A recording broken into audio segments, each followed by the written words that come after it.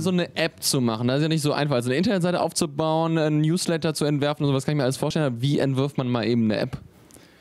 Das kommt eben drauf an, was man haben möchte. Ne? Also bei uns war es ja relativ klar, weil wir hatten die E-Mail, die kam super gut an und es haben uns eben einige Leute gesagt, okay, jeden Tag eine Mail zu bekommen, das ist mir zu anstrengend, das macht meinen Posteingang voll und dann haben wir eben gemerkt, und ich will die Sachen eben auch trotzdem unterwegs dabei haben, das heißt, ich bin in der Bar vielleicht und will jetzt trotzdem noch überlegen, was will ich machen. Also eine App ist da eigentlich ein perfektes Medium und wir haben jeden Tag 4 Events, also haben wir das eben so aufgebaut, dass wir eben eine Startseite haben, so, wo wir die Person dann ansprechen, sagen, heute ist irgendwie gutes Wetter, also es ist Zeit für ein Open Air oder es ist schlechtes Wetter, also haben wir die und die Events rausgesucht oder manchmal haben wir eben gerade an einem Samstag, der ist so voll, dass 4 Sachen nicht ausreichen, dann machen wir das auf die Startseite und ansonsten haben wir einfach die 4 Events, die wir nacheinander vorstellen.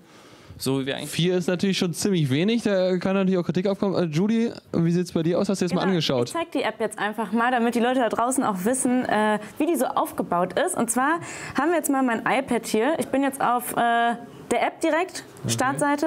Unten links seht ihr den Tag, heute haben wir Mittwoch. Und dann seht ihr daneben auch schon direkt 1, 2, 3, 4.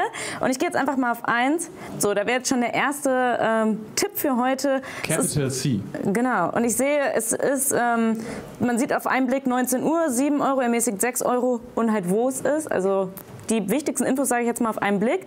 Man könnte sogar Freikarten gewinnen. Vielleicht kannst du uns da gleich einmal kurz was zu erzählen. Ich mache mal weiter. Auf 2. So, hier wird das zweite Event, drittes und viertes. Und an sich halt alles gleich aufgebaut. Ne? Alles nur für heute? Alles für heute, alles ganz nur genau. Für heute. genau. Also das ist halt, ich würde sagen, also man hat ja die wichtigsten Infos wirklich auf einen Blick. Aber nur für heute, das heißt, ich kann jetzt nicht gucken, was ich jetzt schon Samstag mache.